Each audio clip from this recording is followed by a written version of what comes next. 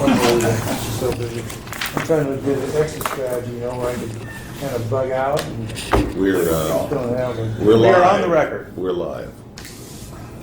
Welcome everybody to today's Public Safety Committee meeting, November 23rd, 2021. We're in City Hall, and I'd like to have Charlie. Would you do the Pledge of Allegiance for us? Certainly. Thank you. Ready? Begin.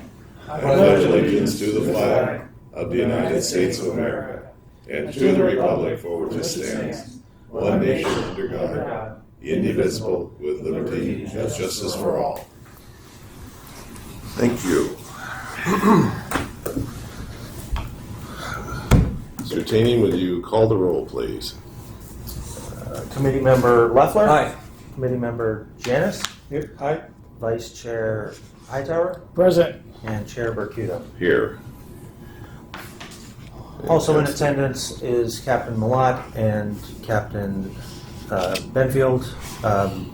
Chief Capobianco is not in attendance. I will make a note on the record if he shows up. Good job. Good job.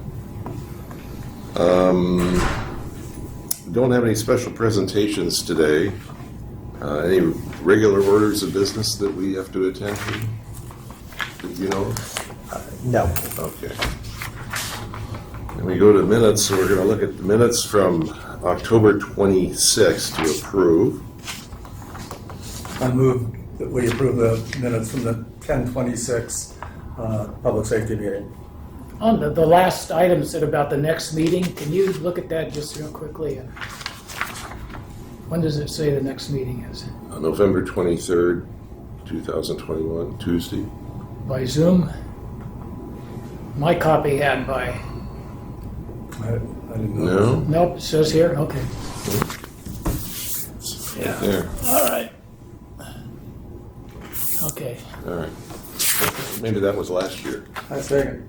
I don't know. All in favor, raise a hand. By acclamation. You got it. Okay. Oral and written communications. Do we have any there, Mr. Adam? We have not received any communications for this portion of the meeting. Okay. Seeing no public here, no oral communications either. Any reviews or recommendations that we have to go through? Not at this time. Okay. And new business. We're moving right along here. So we got the fiscal year 21-22 Public Safety Committee Annual Work Plan Implementation. Adam, will you Yes. give us some idea of what's going on here? Okay, so the City Council's last meeting, they approved the Public Safety Committee's proposed work plan. It was on the consent calendar. They did not call it up. There were no questions or modifications to the plan. At this time, the first order of business should really be going through the plan, determining who is actually responsible for each project and what information or assistance the committee members need in carrying out the tasks of the specific projects. Additionally, there might be some opportunity for some clarification or expansion of what the actual work product is that is contemplated within each work plan project, and that way we can schedule it with the agendas in anticipation of certain items being completed. So I would look at this as going through each project and advising about what information you would like and any other considerations that may come up along the way. Good. Can I start? Hot diggity. Okay. We're looking at communications. And do you have any copies of that? Do you have any copies of that? I can make some copies. Why don't you If go, you don't have any, it's okay. Yeah, let me go make some copies. Sounds quick. if you want, come on over here. I'll share it with you. A point of order for the record that Committee member Janice was not prepared for this meeting. I just want to acknowledge that.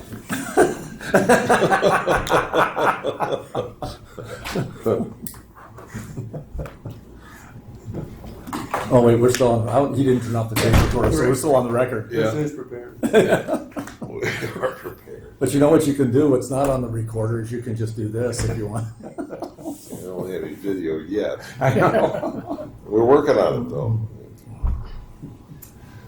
I want to get these presentations started again, and I can't do it without the video because Right. Yeah, because I want to get a place where I've got a couple of people that would be good for human trafficking. Yeah. Do a presentation, and we just got got to get this library filled with all these presentations and things, so that we'll look back and say, You know, you still got your sunglasses on. I do. One. I'm in the witness protection program. I wear my sunglasses at night. That's right. Well, you know the SC These lights are marching bright. band. Oh yeah. SC marching band. They always wear their Oh, sunglasses they do? night and day, and you ask them why. They say when you're cool, the sun never sets. Oh, there you go. Well, I sure did a good job on Saturday with them. Yeah. Sad. Okay. You know, because this is like November. We need to. Are you guys on fiscal year, right, for your stats and everything? Is that right? Okay, maybe we should get like a mid-year update from marine safety, and Sure. would be good. You got my email on? Thanks, Adam. Yes, sir. Yeah. Good. Make sure it got out. Because I want to confirm all that. Yeah. Okay, we're back on the record here. back. Oh, that was running while you were gone. Yes, it was, and I will listen every minute of it. Well, we talked about you most of the time, so. Some things never change. To top this off, we got project name is Communications Disaster Preparedness. As far as I want to confirm, this is Committeeman Hightower and myself. Yeah. Okay. What we're doing here is I'm looking for me on the disaster preparedness side. I'll let Charlie, I'll let you do the communications, what you're targeting in. I want to get the city with the disaster planner on board and working with them to make sure that we're all working together on planning properly on it.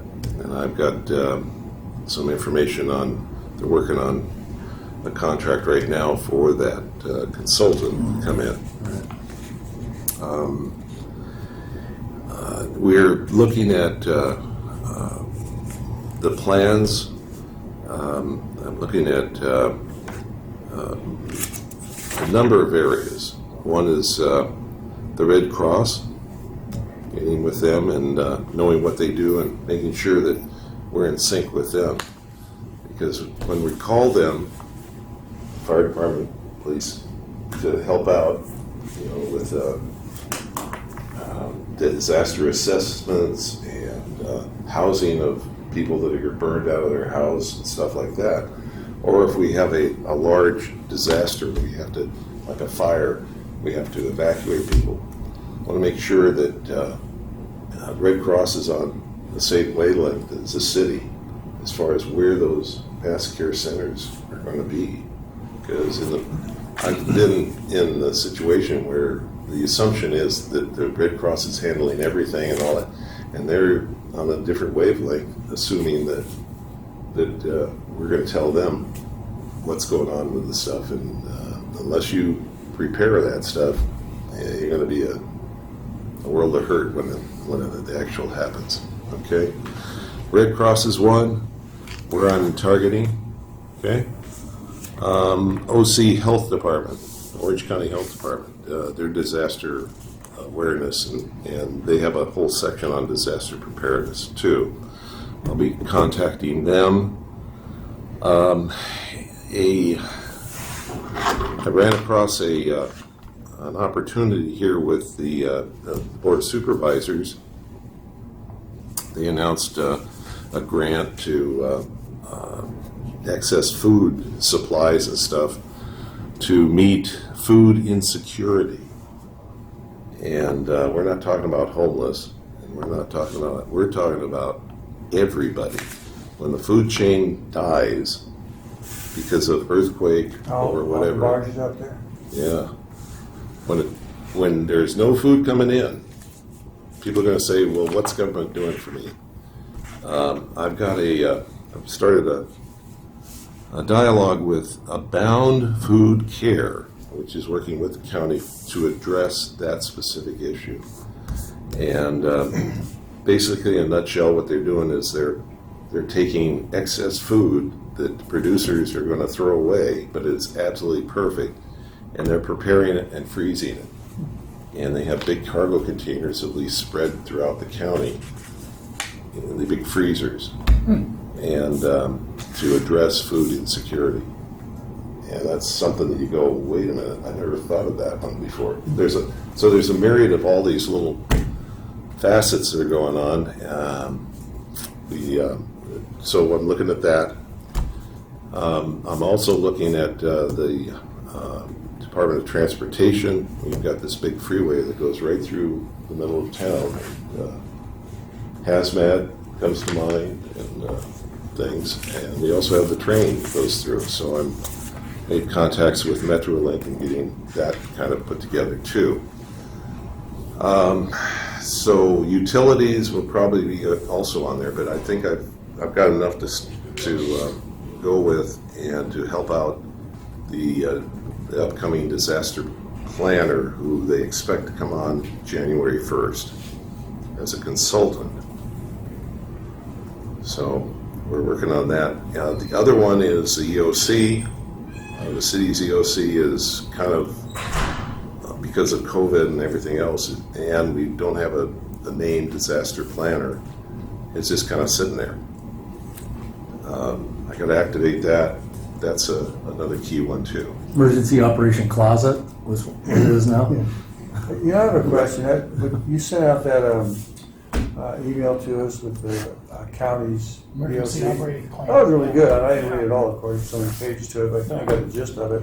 And so when there's an incident that occurs, fire and police are both going to have an EOC operating in the jurisdiction. But you guys will also send someone to represent down here for our city. Is that how it works? Yeah, generally we'd be working in like a unified command Right. situation, and a lot of times those are run in conjunction with city personnel. Yeah.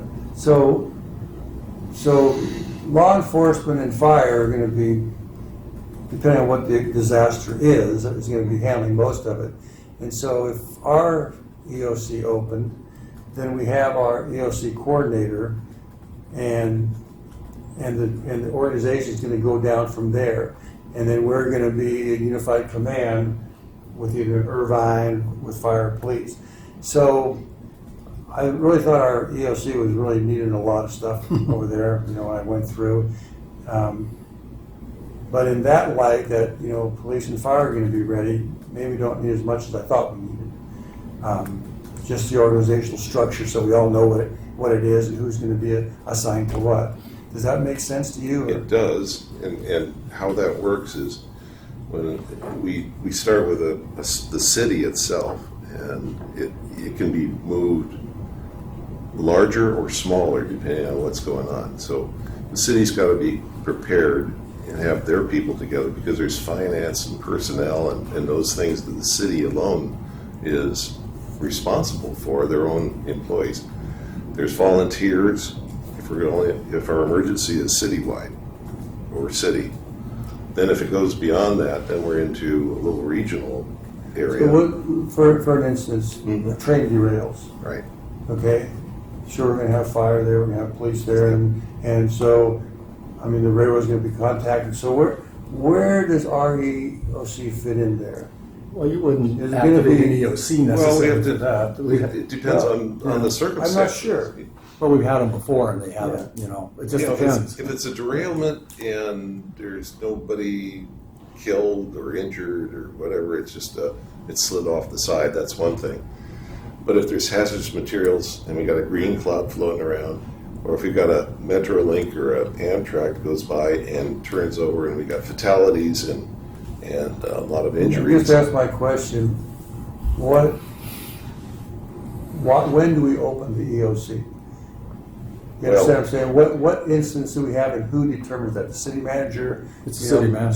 So that kind of information, so he gets the information from sheriffs or from fire, and then they determine if we're gonna open the city's EOC.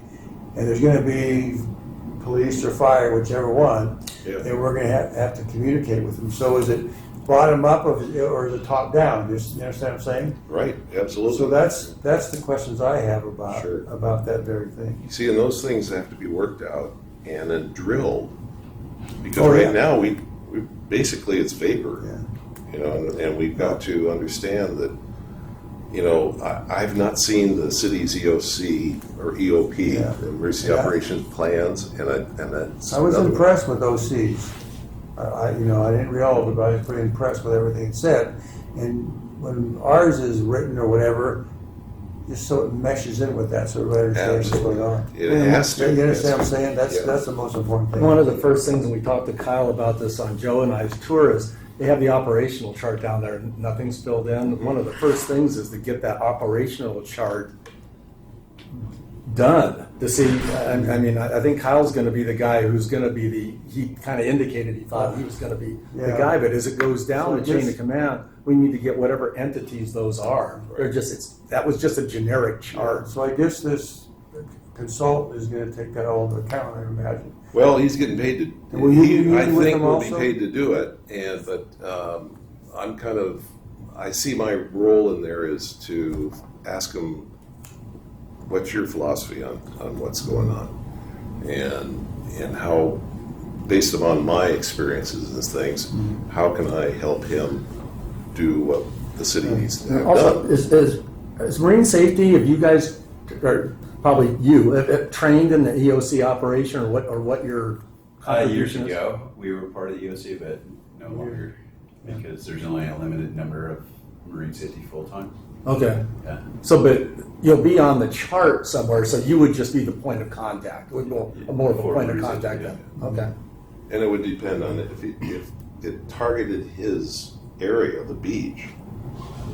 You know, train derails and, you know, all of a sudden he's on the beach. We need him as a resource for communications and whatever else has to go on, harbor patrol or whatever we got. We got to find all those resources and see how they're going to mesh together, so that we have a clear understanding of this is what we do under these circumstances. You know, and what resources are available to I you. think if anything that we talked to the consultant about is that everybody understands what reasons do we open and how do we mesh with OC's operations. Right. Because I came from a city that had fire and police both there. Mm-hmm. And so it was pretty easy because you knew who was going to do what. But when you have outside agencies, then it's maybe it might not be more difficult, but I just don't know. So Well, that's one thing that I would be Yeah. interested in understanding. Yeah, and that's where the planning comes in. So it makes it easy, and then we drill this stuff so people are familiar with it. But that's my interest You in did this a big stuff. job, my friend. Well, this might be a good, maybe at our next meeting, maybe Eric could come in and kind of explain the role of this and how it would be implemented. Because he's the guy that would probably decide if a city EOC was going to be activated. At this point in time, he is. Previously, I think the director of the EOC was the Public Works Director. Most of the features of the city's emergency planning are under the purview of the Public Works Director. Well, maybe All the plans, the physical aspects of the EOC, all of that is under Public Works. Or maybe Kyle could So- come in and just Yeah, it might explain the mechanism. You know, we had a presentation by Stephen Foster, who was our emergency planning coordinator, last year.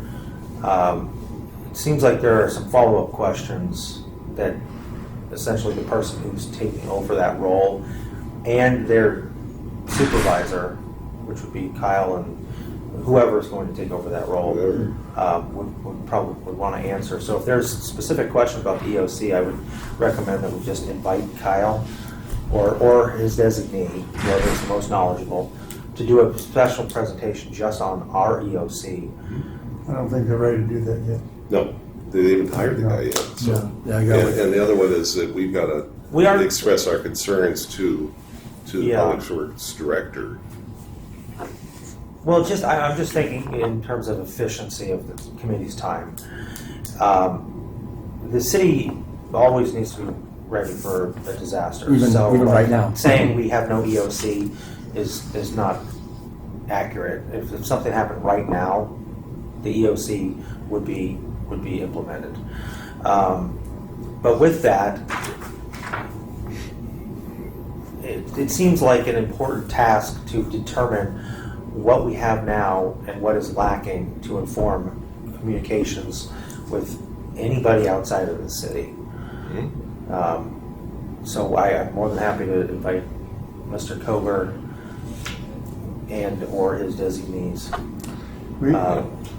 for a presentation on the EOC specifically. I don't think we're ready for that yet.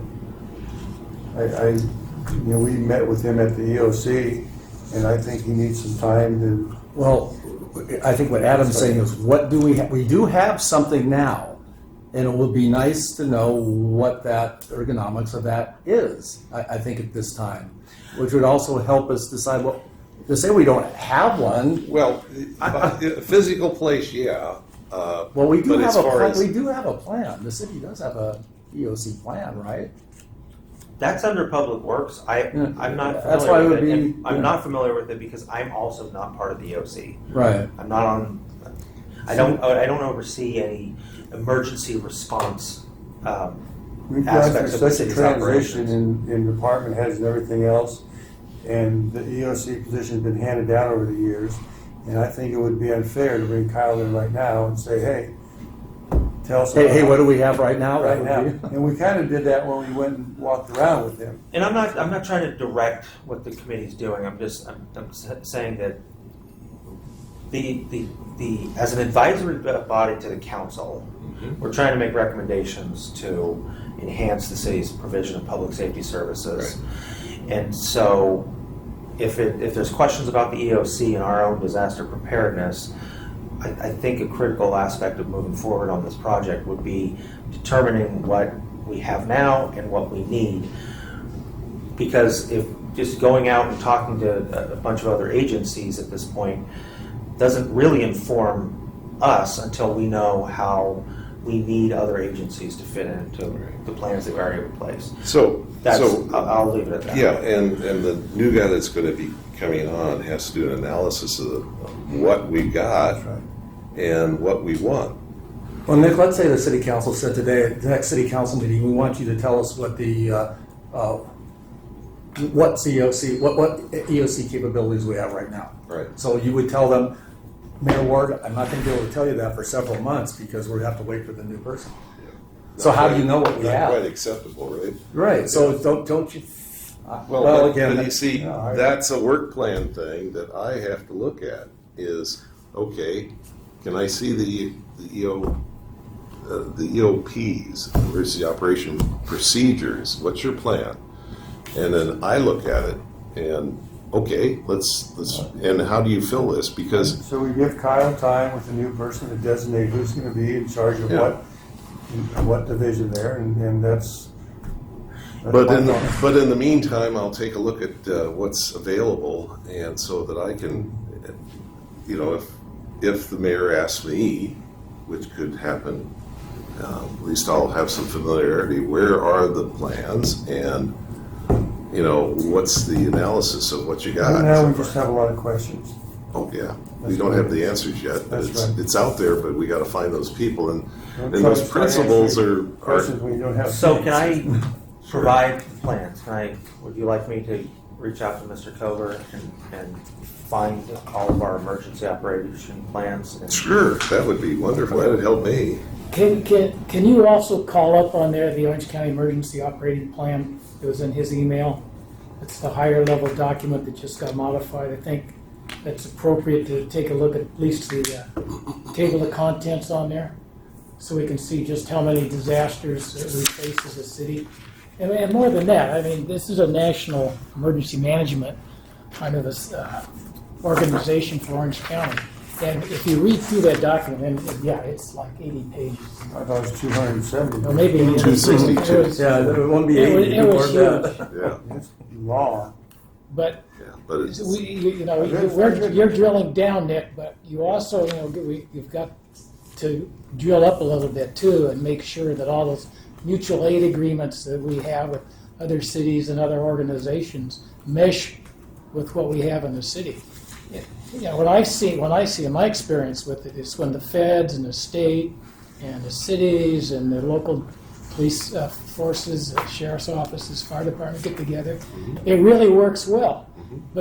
And the only reason it works well is because everybody's been trained in that plan and procedure. Guys like Tony and Rod, they have meetings, they get together, they coordinate that. I mean, it's all written down, but the incident commanders are the ones that really are the ones that make it effective. All that stuff on paper is fine, but until you get the people understanding what their responsibilities are and their roles. Did you find it? Orange County? do you want me to pull that up? Yeah, if you can do that. I don't have Can you get it access on to- your, or is it an email from Nick? Today. Was that, did you say No, today or no, last night? last week. Yeah, it was yesterday. I Yesterday, think that well, I there's a got lot yesterday. of, seems like uncertainty here, but that's the plan that we have to fit into. Well, yeah. Because that came from the Orange County Fire Authority and, Well, it's Orange County Board of Supervisors Yeah. approved it. yeah. So it's So the it's biggest the, authority it's the there. real, it's the constitution of, Yeah, This kind of a document. but to your point, you got to bring these principles together Yeah. so they can talk and introduce Well, themselves. we're just going through the responsibilities right now anyway. We're not working it out, Yeah. the EOC right now, are we, this meeting? no, Right? Aren't we just? We don't need to. I I mean, detail. there's no Other- time like the present to make progress, but no. But, I mean, but we what got we're a trying lot- to do is just identify the roadmap moving forward. Right. Yes. I'm just saying, we got a little ways to go, Yeah. and it's, It's- Somebody's already checking the clock. well, I'm just thinking, if we do each one of these at 30 minutes, we're gonna be here till 6 o'clock That's a at very night. good point. Okay. Okay, all right. so as far as moving forward, and you don't have to tell me now, but if the members assigned to this project, which will be Vice Chair Hightower and Chair Percuda, can provide me with any information that I can assist with. Otherwise, you're more than free to make contact with other agencies and find out whatever information you want. At this point, what I am aware that the committee wants is the city's EOPs, Right. and I will provide that to all of the committee Right. members. And also on top of that, the organization of the EOC, organizational chart. Well, They have to I- have the people in there, but I mean the functions. They've got the Who's chart. Right. responsible It's for it. down there on the wall. Okay. But we need to get that to us also. Okay, I will get with Mr. Cover and provide whatever information related to EOP Perfect. is available. any mutual aid agreements that we have also, we need to identify those. Well, with the county the way it is, it's all taken care of. Trust me, I know what the stuff's there. It's just try to find all that stuff. Well, I just But wonder if the city has it. I mean, Sure. Well, we got to start with what we can pick up and chew. I don't want to load it down to the point where. well, I'm doing half the task, and communication is that half. Where we Okay. talk with these other Oh yeah, people. So communications is key to this thing. really, between the people, it is. It's yeah. extremely important. Yeah. Bring it up there. Anyway, Okay. can we? I'll ask Charlie here if he's got any input on what individual items you'd like to look at and tackle on the communications end of it. Well, I'm working on that, but that's why I wanted to bring that disaster preparedness up, because, you know, you read that it's just, there's so many possible types of disaster, it boggles your mind. Frankly, it's depressing. You know, they talk about economic disasters when you're out of food, nuclear disasters, insurrection. I mean, it's just, that's something, but. You see, we look at it as a challenge. You look at it as a challenge, yeah. Oh, I look at it, you really definitely need the communication to do that. And, Well, yeah, and you need to okay. have people that know how Right. to respond to that. Okay, so in communications, what little areas do you want to look at as far as communications? Well, yeah, there's two levels. There's the level down that we've been doing, you know, the amateur radio kind of stuff, the 800 megahertz kind of thing, and what the police have, what the fire have, and what Rod has down there at the down there. That's certainly one area, just to make sure that all still working together. But as far, you know, the amateur radio emergency data network, that's an interesting aspect. What are the other things that are available are like California Rescue Communications 40 meters, where north and south folks in amateur radio get together every morning and just coordinate and make sure that we're there. So if one of the half state goes down, the other one doesn't, there's communication back and forth, independent of any telephone or cell phone service or anything like that. So those are the two things, you know, that you could specifically identify, but I'm still concerned about how the city communicates with all the other counties and other agencies that are around here. Yeah. So I might look into that a little bit. I think this new guy coming on is going to handle all that stuff. That's what we're going to pay him to do, and quite frankly, none of us have the expertise or the time to do that stuff. Well, somebody's got to ask them the right questions, though. I agree with that. Yeah. Well, that's why we got you. Well, yeah, exactly. Perfect guy. Well, Yeah. you could ask the leaders that we have here, you know, what do you think? You know, are you satisfied? Are you happy with it? Who's the incident commander, and what's the hierarchy, and how's the communication work? Are we really integrated? Okay. Yeah. And when's the last time we tested it? Well, yeah, that I don't have any idea, but I don't either. yeah, it's kind And of, with COVID in the way, it's been at least a year and a half, yeah. you know, and I don't know what happened before then. So, Okay, You time to move test on. it or Time just to- practice, you know, emergencies. You have to do that. absolutely. We're Train right like you there. fight, or whatever. Okay, homelessness and best practices for public safety personnel. And Rick and Joe on that one. All right. Well, I'll start off. I've had some conversations with Carly Hunter, our homeless outreach person, in anticipation. I'd like to set up a meeting with one of what used to be the homeless outreach team that we have. If we could get a meeting and just sit down and kind of get an update on the strategy, you know, what their strategy is on the street here for their homeless outreach part of it, and then formulate just a report on where we are as homelessness as it affects public safety, and also like to get some stats that crimes that involve homeless people, you know, and just come back and make that our update when we come back to these meetings, and just kind of keep everybody apprised of how that's going. Well, I can, I'm speaking for myself, but I think Captain Benfield would probably agree that there are a number of staff related to this effort. Carly is in a unique position. She's the only community outreach worker that the city has. But all of her activities are run through me first. So there's nothing that she does that I don't give her approval to do. So if you have any specific questions about what she does, I'm more than happy to talk about it. And I've got to say, She does coordinate with OCSD's Bureau of Behavioral Health assigned deputies very frequently.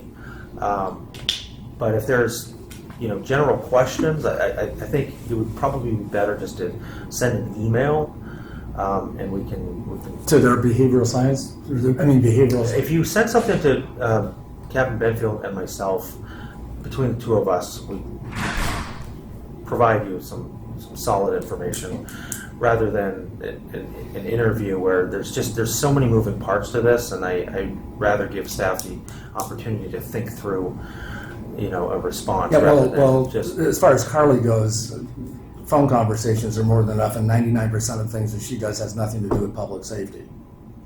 No, that's absolutely by design. Right, exactly. So I was thinking more of the sheriff's side. If you want to gather those statistics, I I'll go leave for that it. to the captain. I don't know what I don't have access to, and I don't know what statistics they might have on this topic. Right. But Well, we could also organize a meeting. I think that would be fine. I think what is complicating this thing is the title of the work plan. It's not.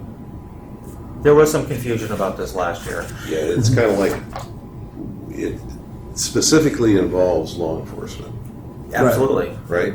Not the social end of it Nope. necessarily.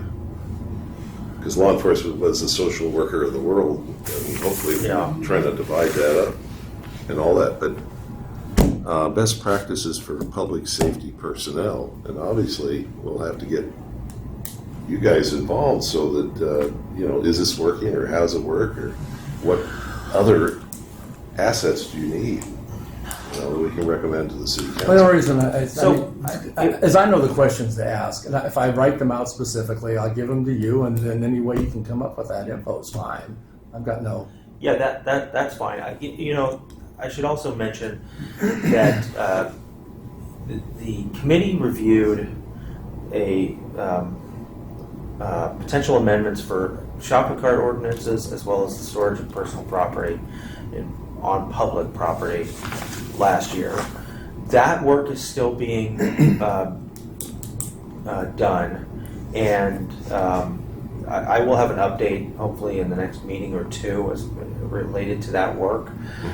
That might be a good intro to this project because there have been some recent court cases related to how we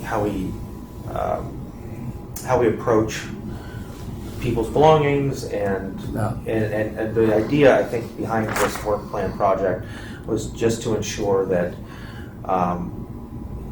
our enforcement efforts related to homelessness are being done in a way that respects all court precedent and current laws that relate to that group.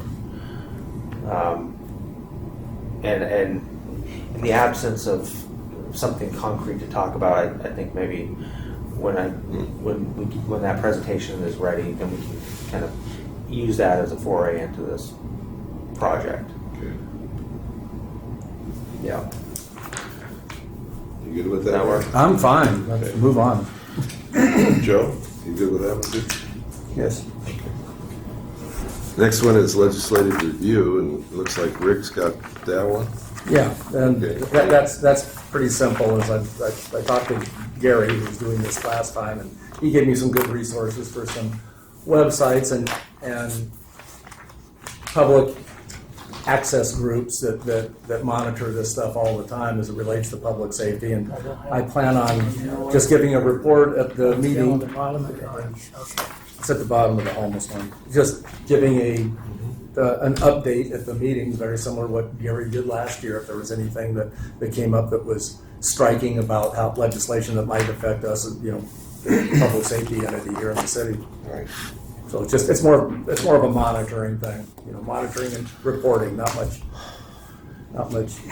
So on research. this one, I would say that some additional direction to staff would be nice as far as what information you would like.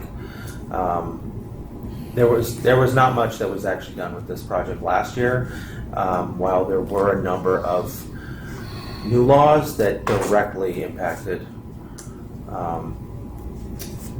the city of San Clemente, either law enforcement or other enforcement personnel or public safety related personnel. And it started last year. I provided the League of California Cities list of, hot bills related to public safety. There were a couple, I don't remember if it was the Association of California Cities, ACCOC, had one. There's a lot of bills that start on that list, and it's trying to track them is somewhat difficult. But we're definitely in an age of legislation at the state level, and so I'm more than happy to assist with tracking. And there's some programs out there that will, once you identify one as something that you want to track, it will continue tracking it along the process. But ultimately, I remember some discussion when this one was originally conceived that related to providing the council with notification of potential bills that they may want to weigh in on, which they do from time to time. There was the members of the public at the last council meeting that were wanting their support. And that was an interesting thing, or freedom of speech or something that came up there. Yeah, it was about the not communicating with city staff who are represented by a union or unions. Yeah. It's interesting. So the council does weigh in from time to time, and so I think that with some additional information or some resources, we might have a better go at it this year. And so with this new facility for contacting the council, maybe this would be one thing that we could utilize that for if something comes up that's not emergency, but at least contemporary. Yes. Okay, very good. Okay. And that one, since on this year's agendas, typically I had taken direction on which items would be on the agendas based on discussion of the previous committee meeting. Mm-hmm. I'll keep all of the updates on every single agenda. So if something comes up, it's agendized, and there'll be a basic description. So it'll be on there. So if the committee wants to make a motion at that meeting to forward a recommendation to council for something, we don't have to wait for the following month. Or the following one. Yeah, really. Good. Neighborhood watch. Back to Joe and Rick. We had a nice cordial meeting with Sergeant Ketchum and crime analyst LeBron Flores. And the meeting was to find out, what the OCS, what part or role that the OCSD would play in our neighborhood watch program. And they're pretty busy, no doubt about it. We showed them our districts and things like that, and we came up with, hopefully someday, the deputies assigned to those different districts would be the ones able to come to our watch meetings. They cannot go out and recruit like we plan on doing for block captains and things like that. But when someone has a group together, they can call the crime analyst, crime prevention analyst, is that what it is? Prevention specialist, something like that. And she could, if she has time, she'll go out. If not, she'll set somebody up. They're still working on the video that we want for the meeting. So this would relieve them of having her go out to every meeting or having a deputy go out if you can't make it.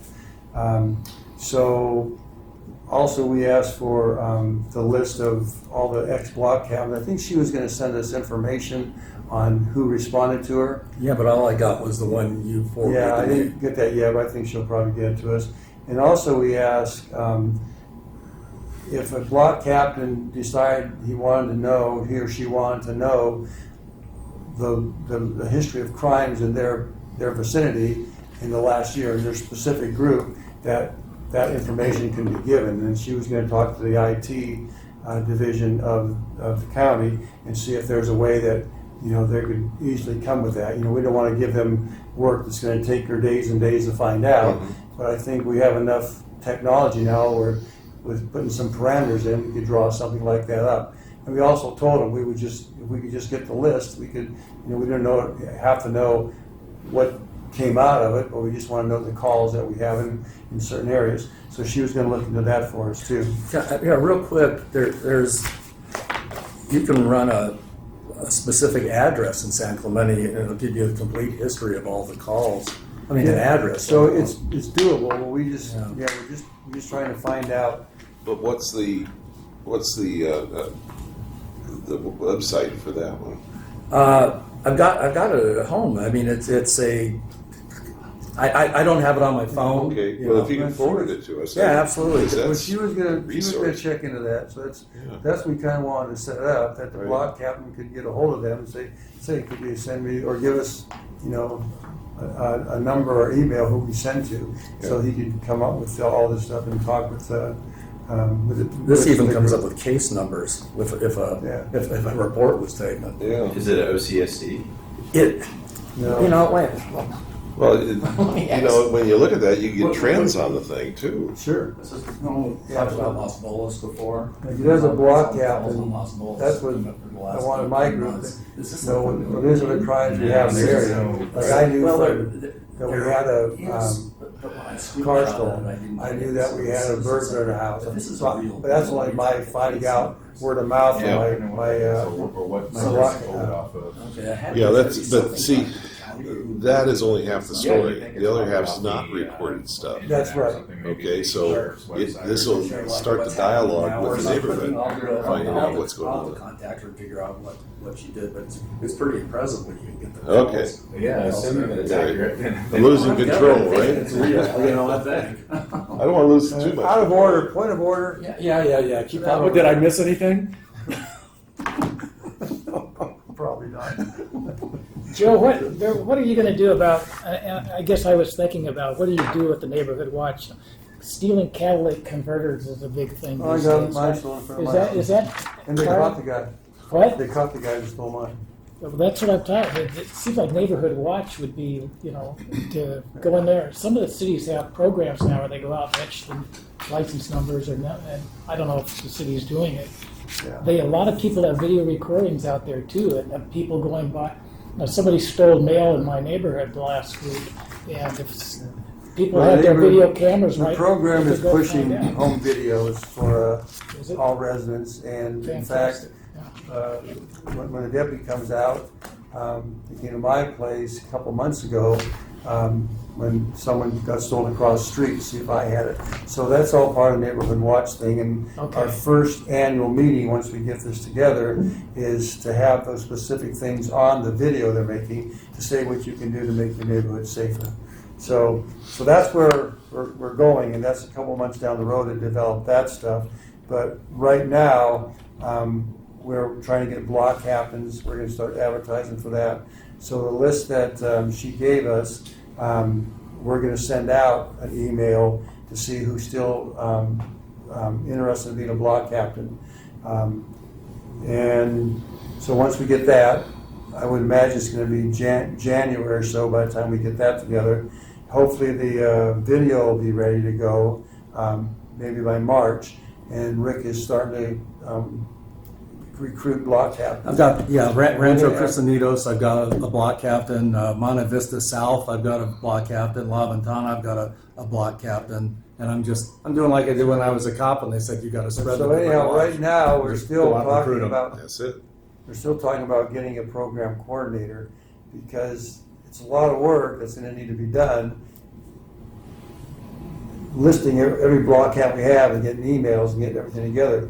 OCSD doesn't have time. We understand that, and so that's one of the things we're dealing with right now. A city website. We understand that. That's what I was gonna. Is there a way to get the contact with the IT person that could do a link on the city website to a San Clemente neighborhood? Okay, Yeah. that's a meeting that would be good. To Okay, have Rick, now we something talked like- about the guy that can't come to Racy's guy. Oh, Bill. Bill Kruger. Right. He has experience in doing websites and stuff too. So that's something he was going to, in fact, discuss it with us about what he can do and stuff like that. So that's where we're at right now. We're still pulling things together. I think we know where we're going, it's just how to get there. Right. So that's what we're trying to do. The other one is, I'm sure, sounds like you're making a recommendation or will be making a recommendation to have somebody that's a city employee or somebody that's kind of there because the volunteer couldn't, as I understand, couldn't do this project. You have to have somebody that is consistently there that can handle this stuff. Yeah, I've got somebody that wanted to be a senior volunteer or RSV, what do they call it, RSVP? Yeah. Okay. Retired. And I was hoping that this person could, maybe the neighborhood watch could be part of their purview. And Sergeant Ketchum says no, that they have, when they're RSVPs, they're writing parking tickets. Generally, yeah. So getting that volunteer might not work Yeah, out. so that's a big deal, what you're talking about, to get someone that can be dedicated 20 hours a week to that. And we discussed that last time, and there's no one that has that kind of time. Right. So, and I think every organization nowadays is finding that you're tasked to do more stuff with fewer people. So that's a problem. So it's real important to the council to say, hey, we need this. Well, then that's what they're going to have to decide. Because we're going to hit a roadblock really soon to find somebody that Rick's taking a lot on right now trying to do this stuff. Yeah. When you start trying to document all this and get things going, it's going to be a mess. So would one of your projects be is formulate a recommendation to the city council to here's the program and here's what we need type thing? I think that's going to have to come. Yeah. I'm not sure if it's right now, but when the program gets on its feet, it's going to have to. Okay. We want to see what kind of interest we're going to have out there when we send the emails out. Mhm. And if we get a ton of interest out there, then yeah, we're going to need help with this. Yeah. So, and we talked about this being a core program, Right. your program, the Yep. CERT program, and things like that. But if you don't have the horses, you can't do the job. Exactly. So that's the problem. I'm looking at, but we got to have the money. It takes I think- money to hire I think it's somebody, going to be a 20-hour-a-week job. at least. Yeah, Yeah. if it gets going. Oh yeah. You know, what I hear missing, Joe, in your discussion of all this is what's the benefit of all this? Why would anybody want to have this? And the city council has to be Neighborhood watch? convinced it's been, yeah. Oh, they're convinced. And your volunteers, to get volunteers, they have to know what they're doing is contributing to their life, their neighborhood, or whatever it is.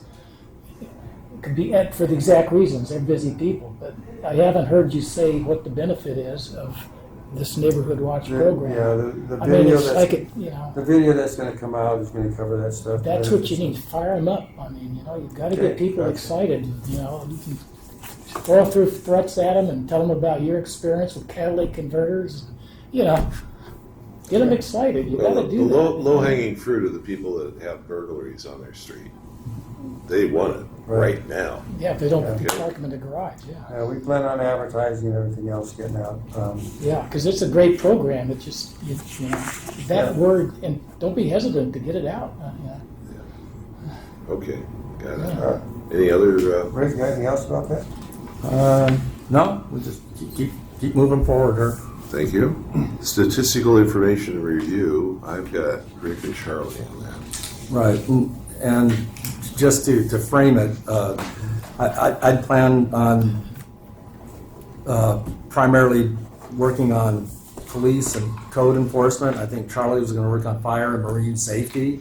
We'll break it up that way. Does that seem reasonable to you? Yeah, in fact, I got some charts in a minute. When you're done, I'll bring up Okay. some ideas on it. Yeah, And you can bring those up. yeah, Oh, go ahead. no, I was just going to say, I mean, performance measures and effectiveness. That's all pretty much basically stats. I mean, and I've kind of looked over some that we have already, and for code enforcement and police, I think we're doing a pretty good job. I mean, I don't know what recommendations we could make. We could always say we need more of everything, but as far as specifically something that's not happening now, I don't see it. Well, I can tell you for code compliance and the park rangers, those performance measures have been altered very recently, and they're still going to be altered.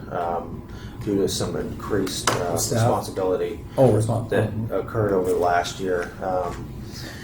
But if you want me to pull up those, Yeah, let me continue on here.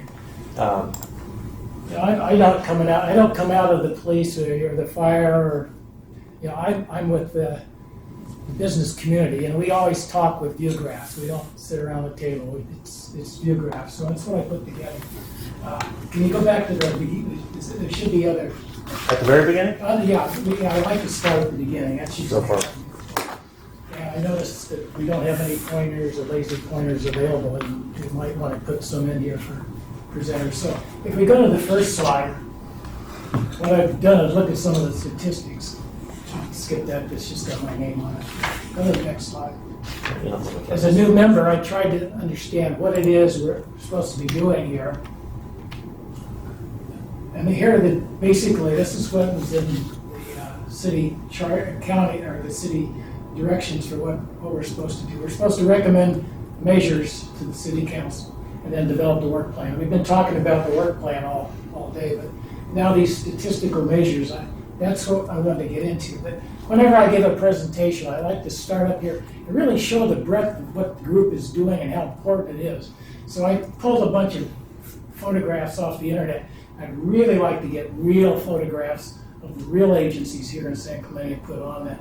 Anytime I would give a presentation, I'd be sure to point out how important these agencies and departments are to whoever we're talking to. I like the park ranger uniforms, Adam. You might want to take a note of that. Yeah. You know what, we looked at doing those and we declined. These aren't San Clemente, these are just things I took. It's always nice to start off with something interesting. Next slide then.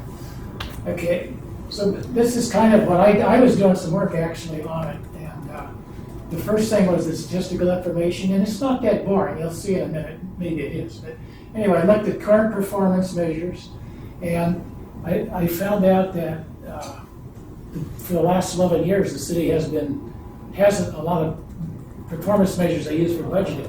But you guys last year in March actually went through and looked at all those measures and came up with a few. So we'll talk about that in a minute. So we talked about communication disaster preparedness. I talked about the Arden. We looked at the EOC. All of us did that. And I kind of walked away kind of wondering, well, this needs some work for sure. And technology, I'll jump ahead a little bit, but when I look back at what you did in March, there was a recommendation for automobile license plate readers. And Adam said there's like $50,000 allocated for it. And I contacted the name of the company, Flock. And they didn't have they weren't aware that the city was going to procure I thought it those. was out for bid. Honestly, I have not gotten a response as to where it is exactly. Generally speaking, it was approved as part of the budget for this fiscal year. Yeah. So the city manager's office is the one that would take the lead in acquiring that technology, whether it's a direct contract with Flock or what I believe is a request for proposals that needs to go out and bid on. Well, the other thing is that they have now another product called Raven, where they attach it to the APL, whatever it is, that listens to sound, screams, collisions, and that, and reports it back to the headquarters along with that. So I think probably we'd want to maybe have a recommendation that system be augmented. The automobile license plate reader should be augmented by this sound thing. Captain Battlefield, do you have any comments on license plate readers or that kind of stuff for here in San Clemente? San Clemente has some Flock. I think the Talega HOA has Flock cameras installed in it. Right. I can tell you Flock is operating in a number of South County cities, contracted through the Sheriff's Department. It's really good technology. It works really well, and they're highly successful. So Laguna Hills, I think, was the most recent one to roll theirs out, and they're very pleased with their results. So it's a good tool to have for investigative purposes and for locating, especially like stolen vehicles, but really any subject field, but you can search by certain criteria like style of vehicle or color, that sort of thing. So for tracking down needs where you only get a partial description, something like that goes a long way. Yeah, San Clemente is kind of like a focus point too. You've got Orange County and next down to San Clemente, and then it goes down to San Diego. Everything buddy goes through San Clemente, so you get those license plate readers out there. I bet you get a lot of information.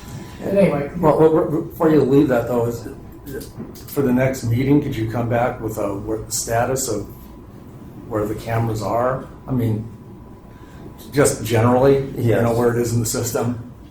Yes. yeah, that would really need to do that, and if not, probably try to urge city council. I know they're busy with a lot of other. Well, they approved it, they expected it's gonna happen. It's Yeah, just so it's- not yet. Can you get the next slide, too?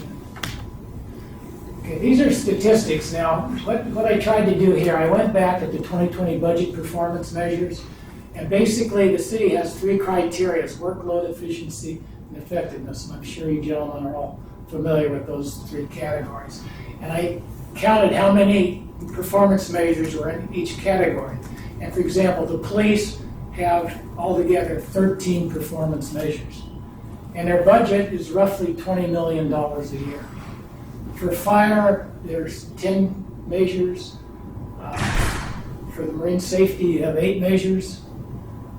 Code compliance, you have 30 measures, you have a lot of them. And then for the ambulance, couldn't find any.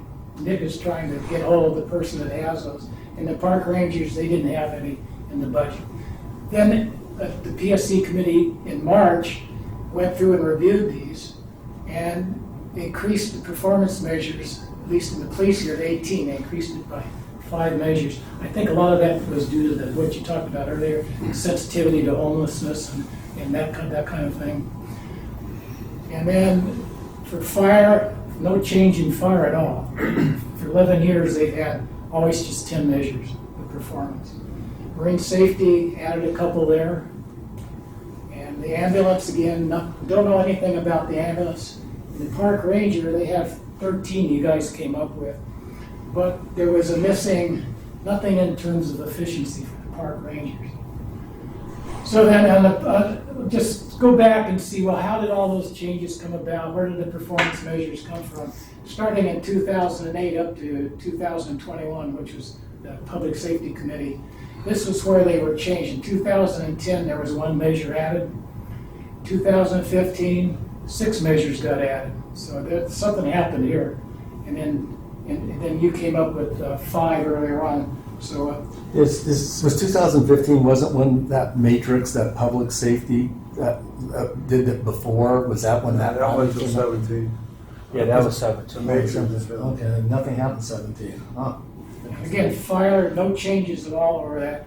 Marine safety too. Code compliance, you guys got realistic. Instead of having 30, you reduced it by 14, which is probably a good move.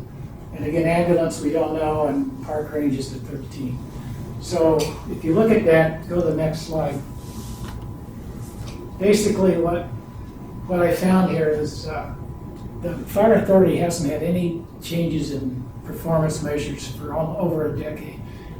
I think we need to look into that and see if things have to have changed over that period of time. And the city council needs to know that. The care ambulance is completely, we have no measures. How do you want to look into that? OCFA? How to do that? No, I mean, what are your plans? You said you want to look into that. What do you mean by that?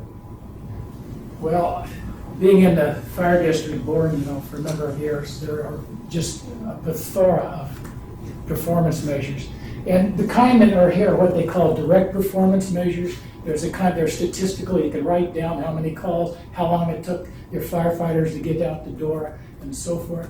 But there's also what are called indirect measures. And that's things like, how well does the public perceive your performance? What was the value of the houses or property that you saved or you lost?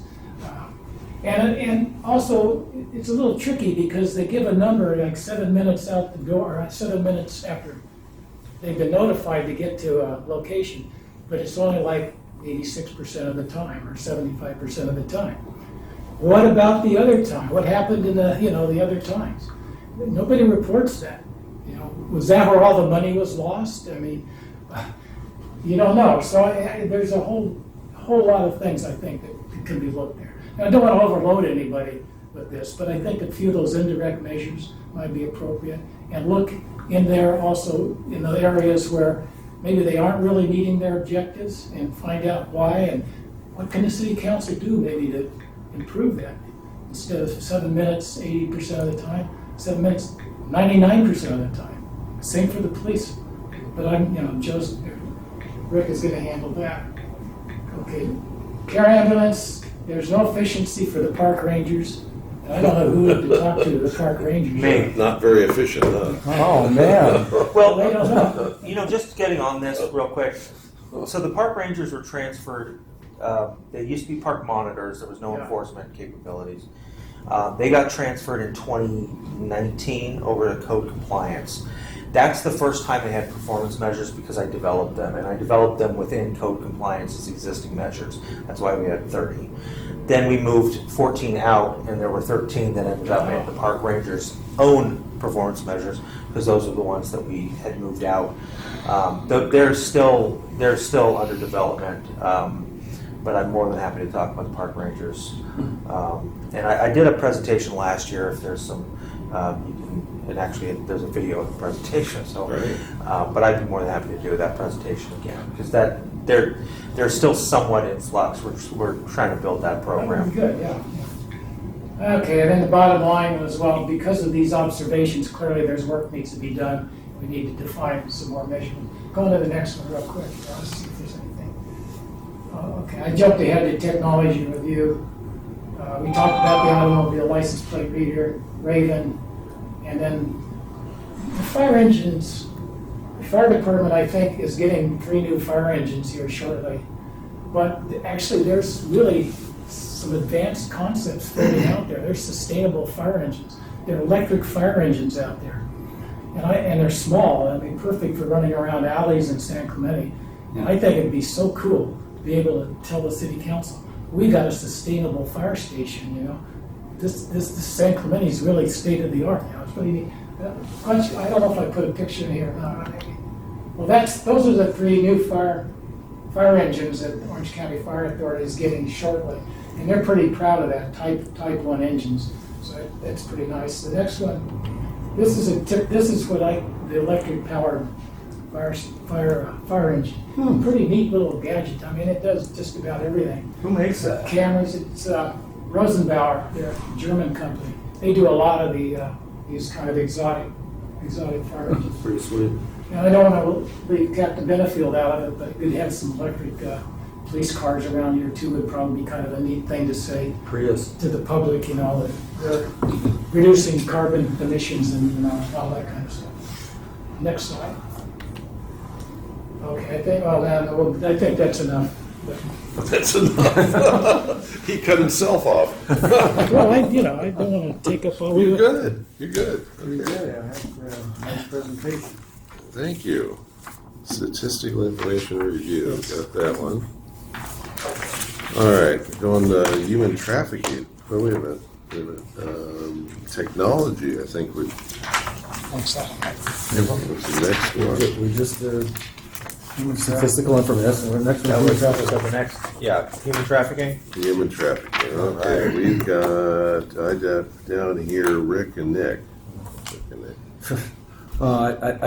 This is one that was proposed because of a lot of public interest, and so I'm not sure how much it even relates directly to San Clemente. I know it relates somewhat, but I think strategy on this is to get somebody who knows about the situation in here to give a presentation, and then maybe we can figure out how it relates to San Clemente. If we need to make recommendations, make them off that, but I'm certainly not an expert in this, and I'm just going to have to glean the information from somebody else. And We've got to identify the problem. Right. Is there a problem? Exactly. Yes or no? If there is, what areas are we looking at? Are we looking at sex traffic of massage parlors? Or are we looking at indentured servitude? both of those are the two. People having a live-in maid that can't go And anywhere. also, I got Captain Benfield gave me the number. Nick, is that the guy who's the OIC of Special Investigations? I mean, I have it. Special Investigations is the one who oversees the human trafficking in CSD, and perhaps they could give a presentation or do a video or do something, Or show up. zoom in or do Show something. up. Well, maybe, maybe they're a long ways away. But maybe that's what I'd like to do is get Yeah, a presentation. yeah. And there's a couple of good well, there was one good organization, and now they've kind of faded out. Was a private community kind of based organization, but now I think Well, there's the OCSD I-5 group. You've heard of that one. That's The I-5 really, Freedom Network. the Freedom Network. Yeah, I have heard of them. yeah, that you. I They would were definitely- actually instrumental in pushing the city to make recent amendments to its To the massage parlor deal. Yeah. Yeah, and I could talk to the lady that came in. She spoke to the city council a couple of different times, Yeah. and they get a presentation. You see, that's another area. If we rely on the law enforcement, we only hear one facet of what's important to the community. Well- you look in this way, and I think that's where we need. Yeah, something I put think there. the community is the outrage and the concern, and I think the law enforcement side of it, what is really happening through investigations, what's really happening in the city. So I I think don't if we think it's got- outrage. My wife is not outraged about this. She's just really upset that it exists and these women are treated the way they are. That's not outrage, That's legitimate. And, Oh, okay. Well, okay, people that are concerned. yes, yeah, I it's- would put it that way more. Right, and it's people we're talking about. Yes. Would you volunteer to be undercover to go? So I can tell you this: way back when, the rules were much different about being undercover. I can tell you that to get that violation. I just said they're different. That's so- all they're different. As far as next steps, would the committee like a presentation through OCSD, not knowing what they can provide, or I can reach out to the I-5 Freedom Network and see if they can? I think the civilian side of it first would be good. Okay. I think that would be the best. Good. Okay. Be interesting to see, from their I'll be learning a perspective. lot. I got this e-bike and traffic safety. I missed that because the way it's gone. I think I'm on Who it. did we have that? I'm on it. I know. I don't remember who the other person was. Me with you? I don't know. It might be Joe. I know. I thought it was just your name. It probably was. Okay. Yeah, I think you got it. I'll help you. Yeah. It's again. This is a public initiated portion of our work plan because many members of the public are concerned about the Not outraged. not outraged but concerned about the Right. abundance of e-bikes and the speed of e-bikes. And I hear now they're going up from 20 miles an hour to 28 miles an hour. Now they'll be able to go legally and on the beach trail, on the sidewalks, kids without helmets, and all this stuff. So it's statistical information. Rob has been really good about some accident-involved information, and I hope that I know the OCSD hasn't really been too in tune to bifurcating general information into e-bike related, and I'm hoping maybe we can glean something out of your stats, so we'll have something to work on. But I don't know. Again, this is I think it's an optics thing to show that we're concerned about it, and as information comes up, we can certainly address it. And if we can get enough information to make a recommendation to City Council, then we should do it. And this is on all of us. I mean, I took the project, but this is whatever you hear. I get a ton of emails from people and photos and everything. I do have some neighbors that are outraged about them being on the trail. Oh, outrage is a good word for some people, for sure. I mean, I get from my watch group, I get emails all the time. So maybe as a That's what group. I say. It's better than neighborhood watch on those things. Oh yeah, absolutely. So maybe I would ask every member of the committee to start gathering information if you can. There's SC Times puts out every now and then an article. OC Register puts out information on this. I'm going to try to contact maybe some other cities, like Laguna Beach, that has their own police department. Maybe they've gathered some information, or Huntington Beach, some statistical information.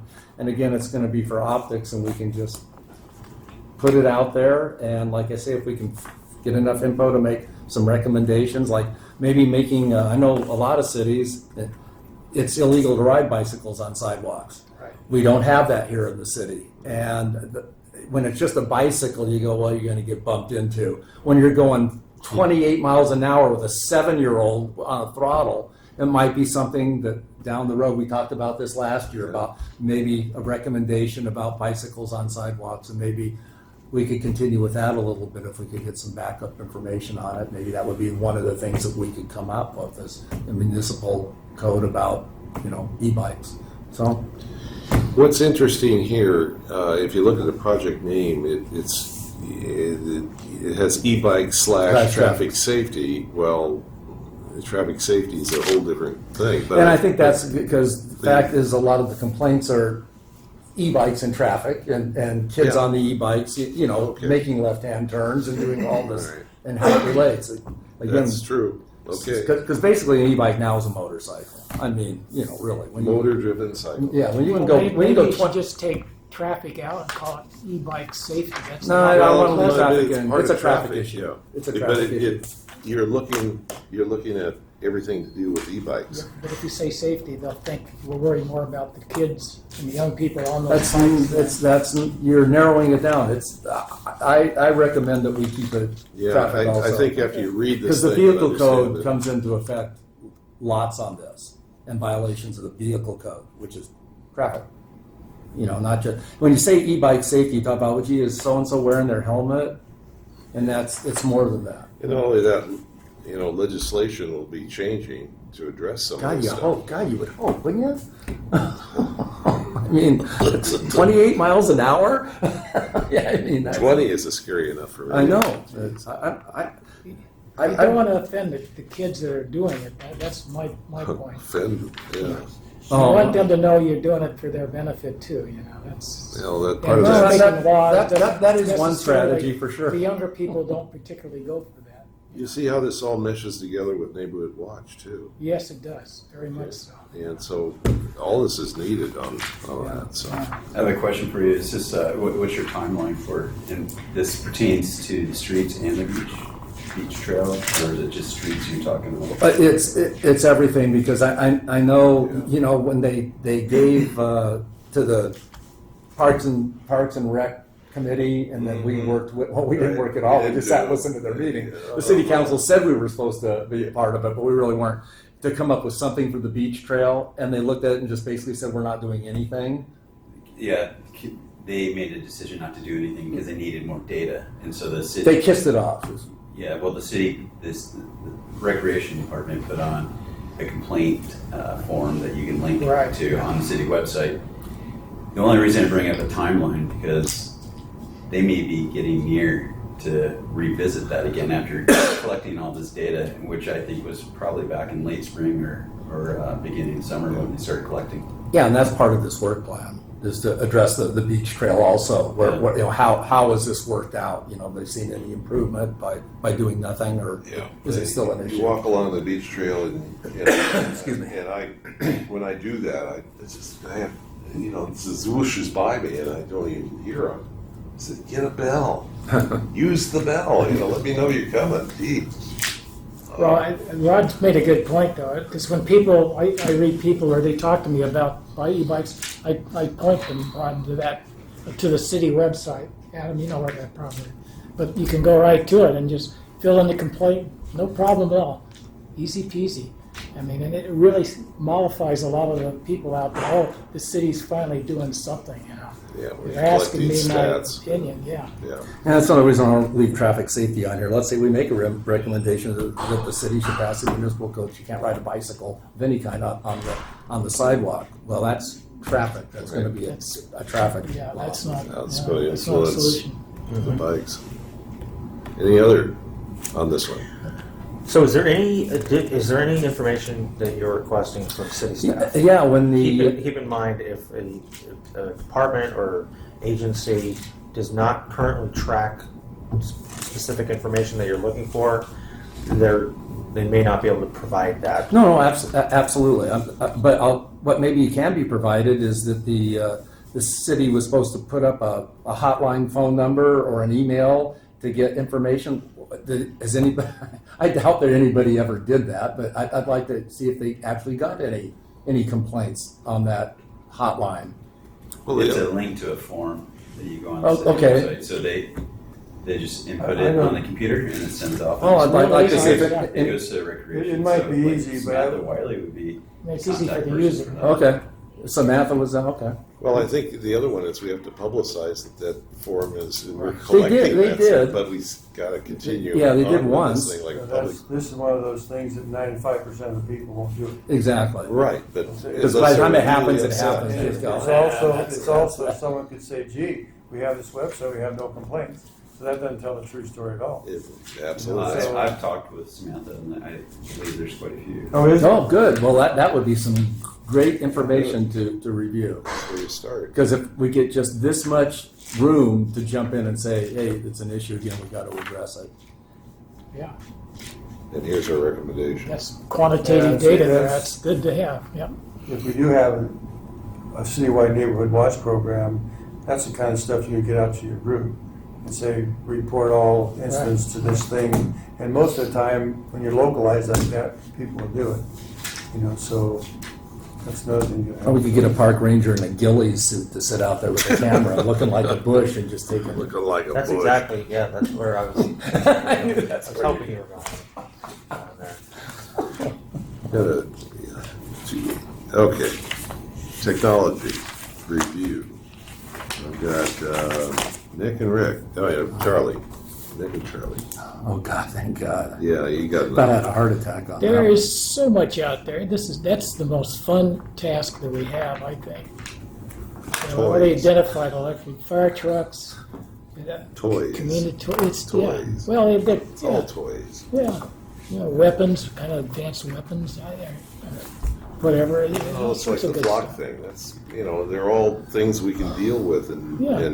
and play with and actually make it work. Well, I was in Anderson not too long ago, and there was a park where kids apparently were teenagers doing what teenagers do, upsetting the neighborhood. The police over there had to, I forget what they call it. It was a big tower. It had video cameras on it, and red and blue lights flashing, and big warning signs. And I thought, that is really effective, because there were no kids out there on their skateboards anymore. They knew they were being watched. Do you know what those things are called? They're towers somethings or another. It's on a trailer, like those trailers that have your monitor your speed, except it's like 20 feet tall and I don't think round. Orange County has It's that. pretty cool. Not a bad idea. Does it only go like that when there's people out there, or does it? No, When it's does all it the activate? time. It's kind of blinking. And just Oh, I we're see. here. Yeah. Somebody's watching the park. Attention. Yeah. And they move it around wherever they have That's quite a few. trailer. That's a But a that's toy that we That's, can. that's an Yeah. interesting that the thing. city You could could, move to a problem area of some kind. Yeah. If you were having late night at a park or something, people, kids drinking and And all that stuff. then the ACLU would jump right in there. Well, we have a good reputation and communication with ACLU. Yeah. Anyway, Nick and I will definitely look Yeah. at things that are pretty far out, and they may sound ridiculous to you guys, but Well, 20 sound years ago ridiculous to they me. thought what we have now was ridiculous. well, or having more than 2 channels on the radio was ridiculous, and now we've Yeah. got hundreds. So digital radios too. Jeez, yeah. So I have a quick question. We were going to take a look at the possibility of looking at OCFD taking over ambulance service in the city, and which criteria would that fall under here? Which category of stuff? They're on a third year of a 5-year contract right now, but yeah. I don't know, I don't think it falls under anything. It is under statistical information and review. Perfect. I was afraid of that. Yeah. Review and analyze the cost performance of care ambulance service That's true, we added that. compared down. to the cost performance of the services that would be provided by OCFA in order to ascertain the feasibility of contracting OCFA for city ambulance services. Okay. Right there. So looking at it in the long term, we need to figure out how, let's say we told fire, hey, we're thinking about doing this. There has to be some way that they figure out a budget or what they do, how that would be. And I think that's something we should do sooner. We should do during this work plan, is to figure out if they can come up with a number. And the other thing is I was thinking of is fire department doesn't generally do like routine transports, when you have fire department handling in your city. I mean, But one of their paramedics has to go in the ambulance. It does kind of interrupt the ability of the fire Paramedics gotta department. go on an advanced life support call, but basic life support usually the ambulance goes. but When I was in West Covina, we went from having private ambulances to fire department ambulances, and it took us 9 years to do it. It's a big political thing, and you do have 201 rights here in San Clemente, so it's possible to do. Okay. It's a political thing, and the fire department will then be able to charge for ALS runs and also BLS runs. what are those? Advanced life support runs where you start an IV, paramedic intervention, Okay. and basic life support is when you don't, and, Right. bandage an arm or something like that. It's just a transport. So, and we came up with all kinds of numbers on the number of calls we had per year, how many were basic life support, how many were advanced life support, what percentage of these paid, what Medicare paid, what insurance paid, and then you come up with a program, and Sacramento already has a program, a transport program that you pay a subscription fee for the whole year, and that means you will be transported. So there's a lot of really good stuff you could go, and it's a good revenue source too, but there's a lot of work to be done on that, Okay. Well, a lot of work.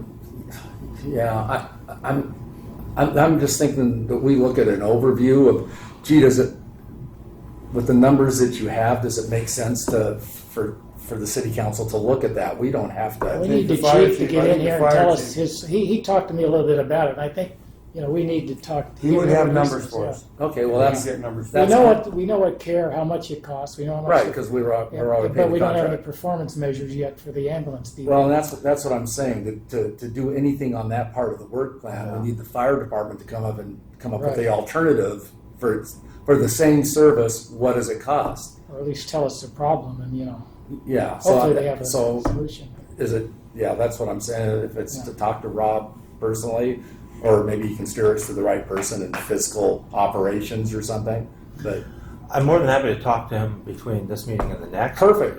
I'm sure he would just be able to talk to the issue and Sounds- probably answer a lot of the questions in the meantime. So- Speaking of care ambulance, I just got an email with the performance measures, so I will.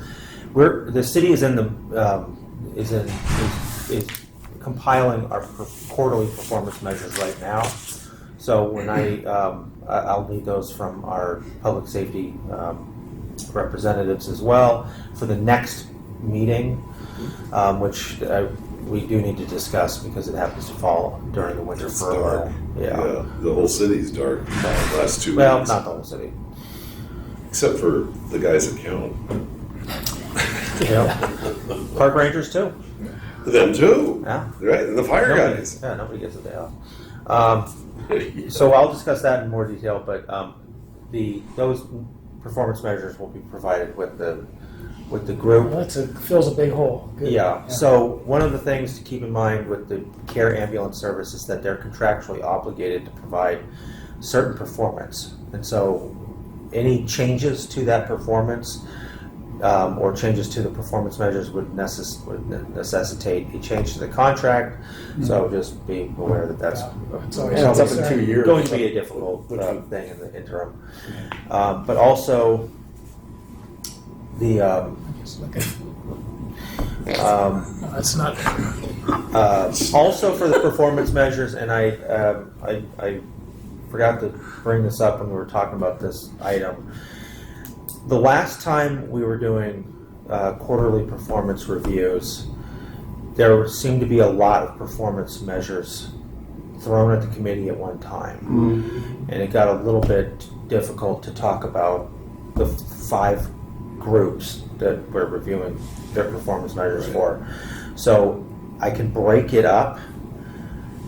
Now, keep in mind, we do quarterly performance reporting, but I can break it up into 2 meetings or 3 meetings, so that at every meeting we're reviewing, some performance measures. And I'm thinking it might, There's 3 months to a quarter, right? So Yeah. maybe 2 entities per like meeting. 2, and 1, Yeah, yeah, and then yeah. just repeat. Yeah.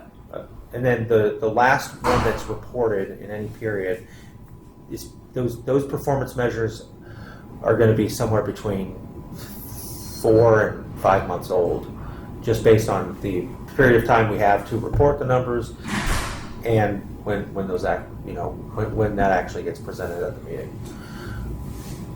But at least we're looking at it. Right. We haven't really Yeah. had a chance to drill down on the things. Find Yeah, out. and the goal, I think, is to recommend if there's any changes, Right. to the performance measure to elicit better information. You don't need the most current I performance think 2, measures. 2, and 1 would be great. Okay. Is there any preference on what the 2, 2, and 1 is? Well, We've let's got look at it. because- OCFA, OCSD, Marine Safety, Park Rangers, and Code Compliance. Code Compliance, a lot of theirs are not related to public safety. Right. It's same with the Park Rangers. Those are 2 easy ones together. We could always break those up. Have Well, I do police and fire with 2 lesser ones. I'd start with the fire first, because they haven't Fi- changed forever, and they. Fire first is fine, and then Yeah. group that one up with Ambulance. with one that's not as time Good consuming. idea. Kind Yeah. of fits So you Yeah. life safety. Yeah, so you can do fire and care. Okay, so we'll do. Oh, that's actually 6. We'll have 2. That's is 6, so we'll have 2, 2, 2. All right, so you want to do OCFA and care ambulance at the Yeah, same that's time. good. That's good. And then do police and marine safety. And then the last one do code and the guys with the hats.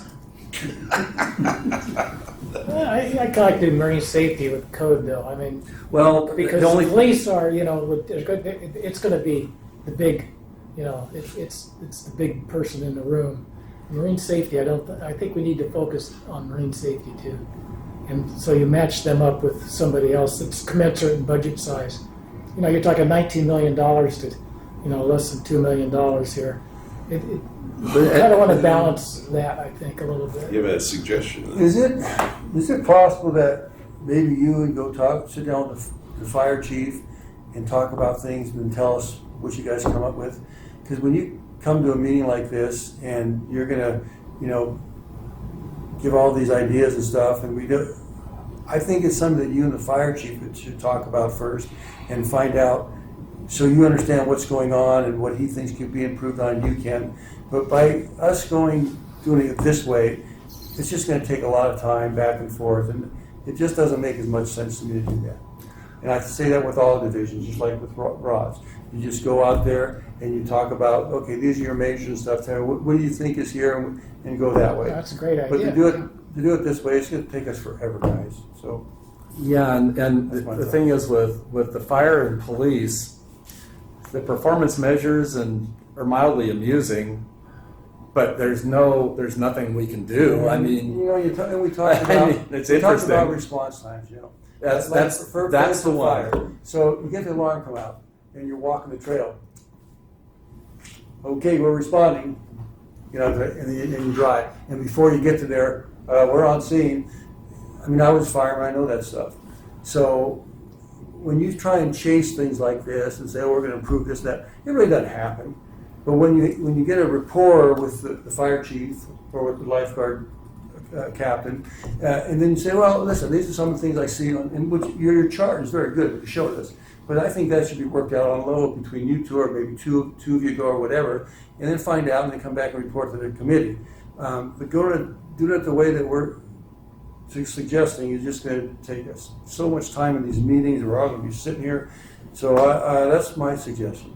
I think what we were talking about, though, Adam was talking about reviewing the quarterly performance measures, not Yeah. what you are doing. No, I'm talking about the same thing. Because you don't want to do the quarterly. No, I want, no, No, because well, that means nothing. Well, we do have to review them. I mean, Well- because that's what the city council wants us to do. Here? Well, Right. what are we gonna It say? is the only actually codified direction for this. Is to review these, so we got to do it. But, can't you review it?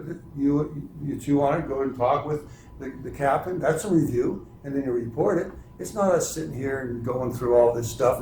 Well, yeah, and we have that. It means nothing to me. But what means a lot is that you two get together, Captain Benford you get with, you say, hey, we got concerns about this and this, and Yeah. talk about it and come up with it. That would certainly be done. That'd be part of it. Yeah. the Yeah, I don't think background, looking at the police Yeah. stats, it's not going to take that long just to look at them. We're going to kind of know what they indicate if we get the right info in. And the only other thing you'd be doing is what's missing. Mm-hmm. What performance measure is missing here?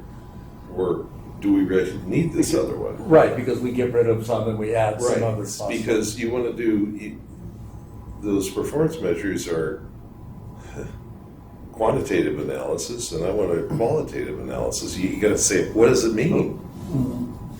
Well, they're all good all the time. We don't have any measures that identify I wanna- any issues. That's I the want to real avoid. bottom line is, But What are you're we missing? Joe, to your point, you're right. yeah. I'm going to look at those performance measures. I'm going to come up with an assumption. It's going to be in an open meeting, and it won't take long. And I'll tell you what I think, and then Nick will certainly have some input on the police side of it. Oh, you all could have Is this input on. before or after you talk to them? No, this would be after I got the performance Oh, yeah, measures. yeah, I'll have after a discussion you with talk, Captain yeah. Benfield After to you're gonna for talk, clarification. Yeah, Yeah, absolutely. the worst thing we could do is come in here and us come up and say, well, I just think this isn't wrong, we should have more of this. That doesn't do any good. We need to either talk to the There will certainly be a dialogue, and that will make it easier You know what's gonna happen? We won't have to spend 45 minutes to an hour on each one of these things. We're on the guys got it all same hashed out? page, Joe, for sure. No, I know we are. I was confused. I thought you were gonna do it another way. No, so, but I would, getting on here with grouping these, I still like grouping code and park rangers in one, because Adam's in charge of both of those, and I just think that it'll be easier to get through those. I think that marine safety should be part of fire or part of the police side of it, and since you said care ambulance should be part of the fire, I just think marine safety, public safety are very closely aligned. The fact that there isn't going to take much time is good, because the police side's going to take longer to do. Well, we have them both here. Do you guys feel okay with doing that? Rod? Absolutely. Okay. I don't I mean, have any look how objection. close they're sitting to each other. They're already gravitating towards us. Okay. I mean, I All watch badges. Baywatch. Lifeguards are they actually enforce more laws than the police probably do. I've watched that show. And he can solve crimes in 44 minutes. That's right. No matter how the There you criminals- go. Yeah. So that's just my feeling. I think it's fine with me. more That's good. cohesive. I think the fire ambulance is good. The code and park rangers, one unit kind of good, and that leaves the police and marine safety. I'm feeling. Oh, I'm darn. really feeling frisky. Oh, my God. They're all essential to public safety. All right, so No I doubt will, about it, yeah. I will go with that schedule. It would start with OCFA and care ambulance to be discussed at the next meeting. Yeah, since they're not here to defend themselves. That's right. Yeah, he goes wherever you say. I mean, it's speak now or forever hold your peace. Yeah. Okay. So can you summarize the order again? Yes, in the first month after the quarterly performance measures are reported, OCFA and care ambulance will be reviewed. Then the next month, OCSD and marine safety will be reviewed, and then the third month, code compliance and the park rangers. Yeah, that sounds good.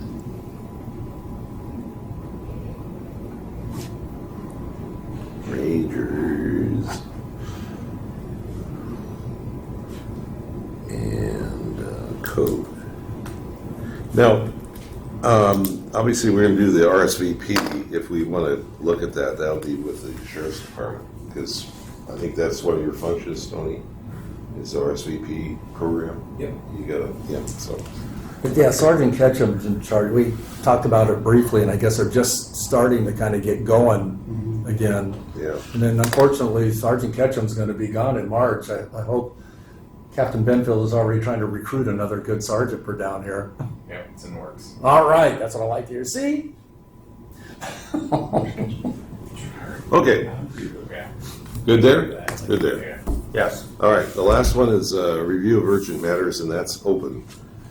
Yes. Committee, This is on an as-needed basis. right? And- It's open to the committee. It's not directed to any one member. But urgent matters come out of a meeting, though. I mean, not, just to clarify, it's not just like one member of the committee or something thinks there's an urgent matter. It's got to be, it could be brought up by one member, but it has to be something that the whole committee agrees should be moved forward in a more timely matter, right? Yes. So a committee member or more than one would bring up an issue of urgent necessity at a meeting, and at that meeting, the committee can make a decision whether to communicate to the council asking for direction or just providing information that something should be. And it might not even be something that's out, it could be something on our work plan even, I would imagine. If while working through your work plan, you might find something that needs some clarification. I mean, potentially. Unless you could just answer it or figure it out. Yeah, I mean, there's nothing in here limits the scope of what, as long as it's an urgent matter. Right. And public safety related Yeah. type thing. And if it was big enough, the city council probably know about it already. But if it comes to our attention and it's, like human trafficking, then maybe something underneath that's coming up that nobody knows about, and they bring it to a ear. At least there's a way of doing it. Good. Any more input you got? Nope. Okay, good. Unfinished business. We're gonna find out about Flock at the next meeting, where it stands. I will provide that as a report at the end. Good.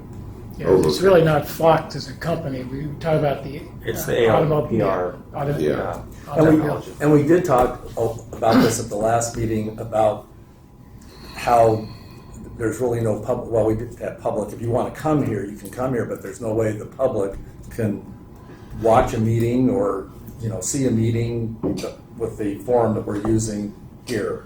Yes. And there's, we talked about some alternatives basically, but we just kind of let it, and it's going to be hard to get There are a lot of Campo alternatives. Redondo to come to these meetings, or, to come in person when it's Yeah. way up there. And it would be nice if there was a facility for, So I'm working on getting presentations to be done via Zoom Okay. on this computer all right, for a presenter.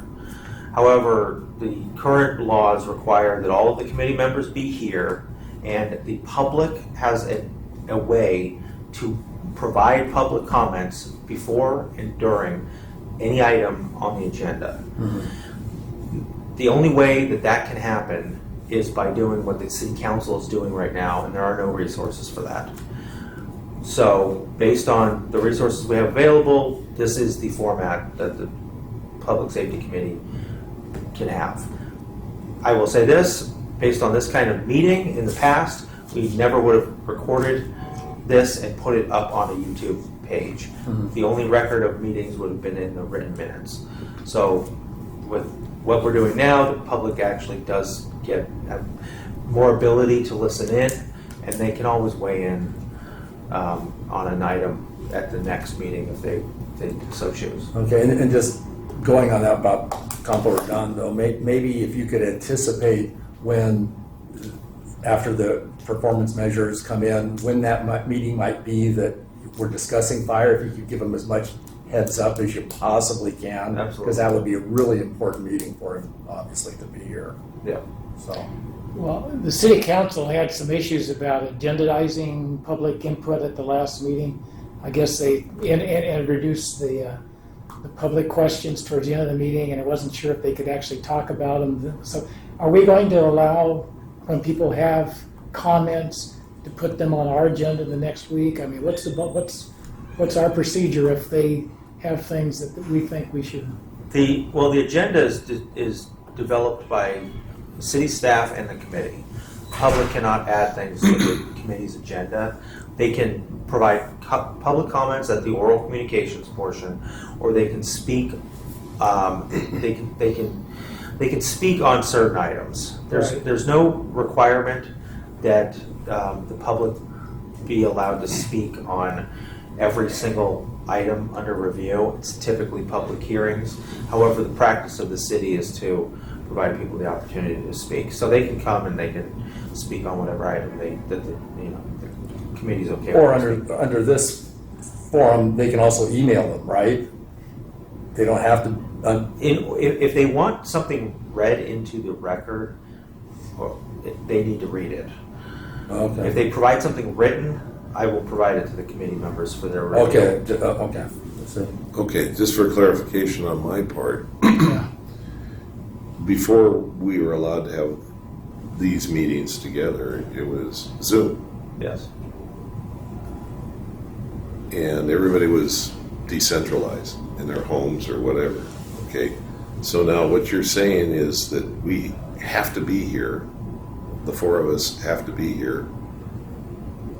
We can't, one be at Zoom in Hawaii.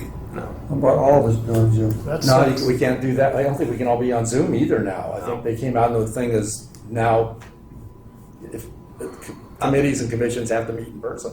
Yes.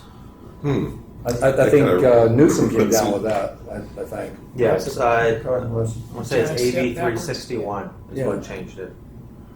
Boy, that's well, let's see how we'll put our thinking hats on and see how we can work around it. It's got to be workaround things so they can get these presenters to be able to present. Now, does a We can presenter have have to be here? presenters Zoom in. Oh, perfect.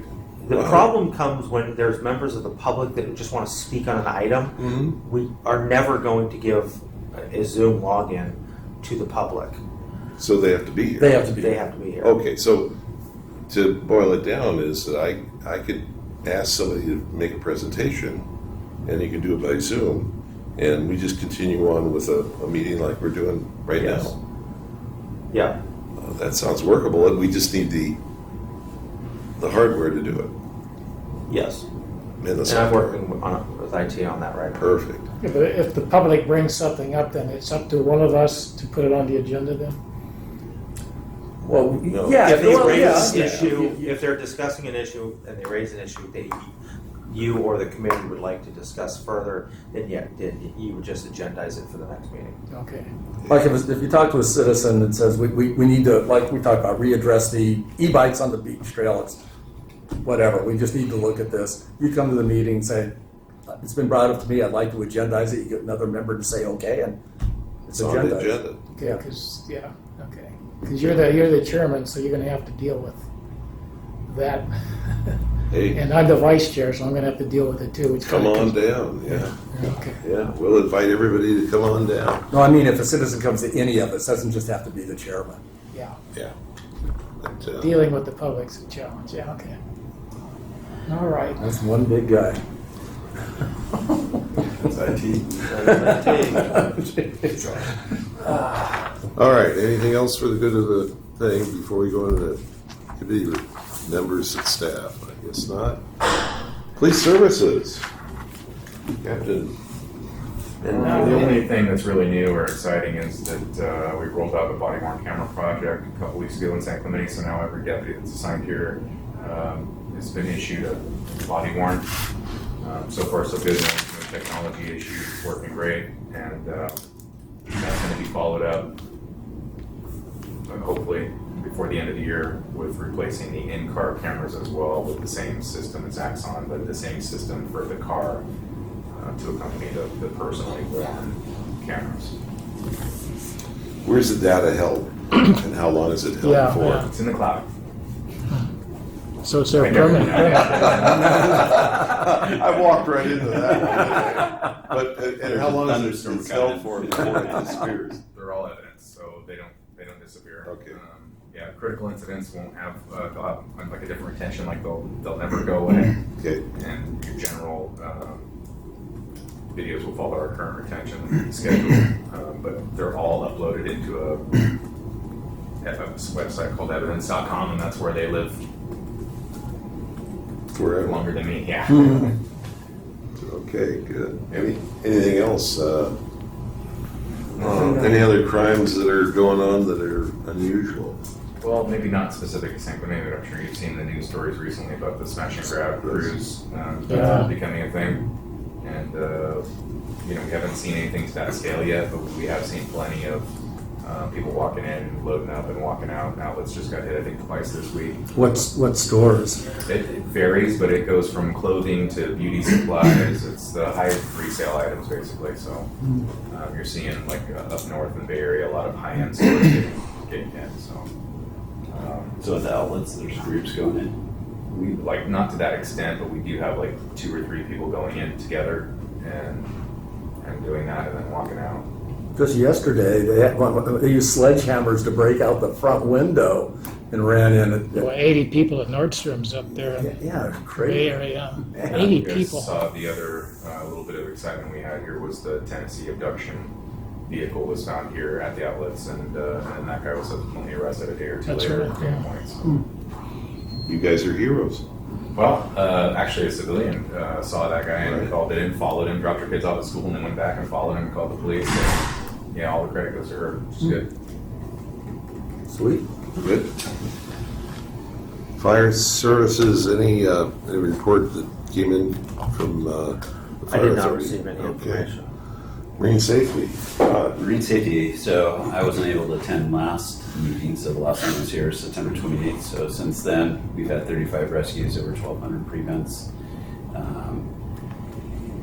Medical aids, 22 for medic calls with that. And law enforcement, we had 943 law enforcement since September 28th and 4 requests for deputies. We did have a Maritime smuggling incident on October 22nd. 30-foot vessel came in just after sunset. I responded with another lifeguard to determine if there was any bodies in the water. There wasn't.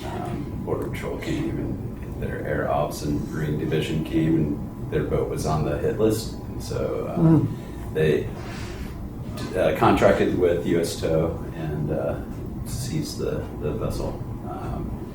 What else? Sand pushing went on last week, which they do twice a year, once in the winter and once in the spring. Irony on that was when the oil spill happened up in Huntington, they had scheduled, they put the brakes on that because the oil tar balls would probably be coming up, so they stuck that on hold, and so it got delayed.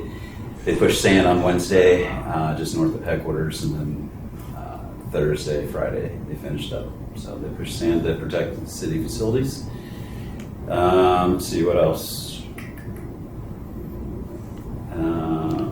About that study that's you're talking about, perhaps moving the Marine headquarters. safety headquarters relocations. Yeah. Yeah. So last week I met with HMC, the consultants, the architects, and also the engineer, Amir, who's the lead on the project, and walked the beach for different potential site locations. Yeah. So narrowed it down to a couple of ideal. Are they more responsive to having something west of the tracks as opposed to the other side of the track? They were tasked with, coming up with 2 viable solutions, sites. So one would be east of the tracks and one west of the tracks. So that's a work in progress, but that's going to be a long project. How long is that going to take? A year, a couple of years, or I For the don't know study. exactly the timeline Yeah. with their, but I can find out in the next. Depends on if it gets washed out. Yeah, but sooner than later if it's gone. You have a tsunami that takes you out if you're going to be putting something right now, The oil spill, so still we're under the fishery closure. So there's no fishing and there's no shellfish harvesting from San Clemente beaches or pier. So you do see signs out there. Of course, those Yeah. barricades and signs get thrown in the ocean and have to be removed. Oh, so No you lobster can't either? fish off the pier either? No, No no. lobstering in there? No, even commercial guys, which And it lobster? was like the day of them opening up or within a day or two, they pulled their chops. So, if you're a diver, it's going to be really good and the surf's really small right now. It's really good right now, Water but temp you now. can't take. What's the water temp now? What's that? What's the water temp now? Started off at 61, Oh, going up that's to so cool. 63. Yeah. Oh, God. But, It was pretty out there last couple of days. Yeah. So there's, that's the lead on that for, the fishing off the pier or on the beach or diving is Fish and Game, and they're more just working in the spirit of law, just educating. They're not issuing citations. Yeah. Supposedly, it may reopen in December, early December, but then I heard over the news Huntington had another oil Yeah, spill. they're getting a shine on the water or Yeah, something. so they were investigating that. I haven't heard anything from the outcome of that, but that's pretty much it for marine safety. And no drownings. 0 drownings. Very good. 35 rescues. Yeah. Well, that's from September 20th. 1,770 rescues for the year. No. Is that about the normal that you have, or? No, I would say, if you go back a couple of years, it'd be average probably between 2,500 and 3,000. Okay. We've had as many as 4,700, 4,800 per year. Wow. Busy guys. Cool. Very good. So our response time is pretty narrow, right? You gotta run faster down the It's not road. getting called. And you're getting We're out watching quicker. and observing. You're getting out quicker, much quicker. Okay. I want to thank, as chair, I want to thank the members for the interest in all this, because it could be kind of boring, but I think we've started to make progress on this, identifying key elements of each one of these, and who's assigned to it. So I think we've got a lot to do, and a lot of things to go for, but I know that this, especially with the EOC and the disaster planning thing, it's looking better from my perspective that they're hiring somebody to get in and start doing this stuff, because it's been lacking on that. So I appreciate all the support from the city on that too. Vice Chair Hightower. Well, I think we should thank you for your participation here and keeping us all in order and on track. And Adam, too. Adam helps quite a bit there. So you got some work to help us, though. I think you wrote it down. So I appreciate that. I took some notes. Janice, anything? Rick? The only thing is we need to talk about the next meeting before we go any further. Yes, I'll talk about that. Okay, then I'm done. Okay, staff. Okay, so the next meeting occurs in the winter furlough when City Hall is closed. So you have two options. One is continue this meeting to the November 30th meeting as it's scheduled. Wait, Then what? the next regular meeting of the You said November 30th, you know, about 8 Right. days from now? yeah, there's a special meeting, the joint. Oh, Week from today. Okay, I What forgot. about I'm sorry. sexual harassment? And hey, wait, which two of us can go, because we don't want to violate that Brown Act? All four of you can and will Class. Because it's a study session, Because right? I'm not organizing sexual harassment training for anybody after November 30th. Harassment training, that's what it's called. Oh, okay, so continue that meeting So- to then, and then what? And then the next meeting of the committee could be the January meeting, or we can pick a new date for a special meeting in December. No. Wait, excuse think me, Joe- what do you think, Joe? Yeah, Joe, have an opinion here. I won't be here. Just letting you know. We could have a quorum if Yeah, we don't lose another one. I'm good with anything you two guys want to do. All right. I'm good. You want a motion, or you just want to get a consensus? The the determination will be made at the next, at the joint meeting. Okay. Because at that meeting, at the end of it, like each committee and commission will make a motion and to adjourn. So at that meeting, we'll adjourn to the January meeting. Okay, so we just have to think about it if we're here then, maybe. Or we If should there's have a a decision of the contingency. committee. Oh. I prefer that they do it in a published notice meeting, like right now. Like right now. Like, make the decision now, Yeah. is what you're asking? Yes. Well, you want me to make a motion? Because I agree with him. Well, that takes care I of it. think, I move we have the next meeting in January. Easy. Sounds good. All right. Then I'll make a motion that we adjourn this meeting to the special meeting occurring on November 30th at 5:30-ish. 7 p.m. 7 Well, it's p.m. 5:30. No. That's not the meeting. That's not the meeting. Well, wait, okay, so now wait, so only two of us can go to that at 5:30? No, because no business will be discussed. Well, how do you know that? Because I'm telling you, Trust do me. not discuss business. Okay. Yes, dear. It's gonna be hard for you. I'll amend my motion. We adjourn this meeting to the special meeting on November 30th at 7 p.m. Okay. Good job. Where at? at the Golf golf course. course. Wedgewood, San Clemente Municipal Golf Course. Yes. yeah. Right. Fantastic. Second. Hey, all in favor? We got it. Okay.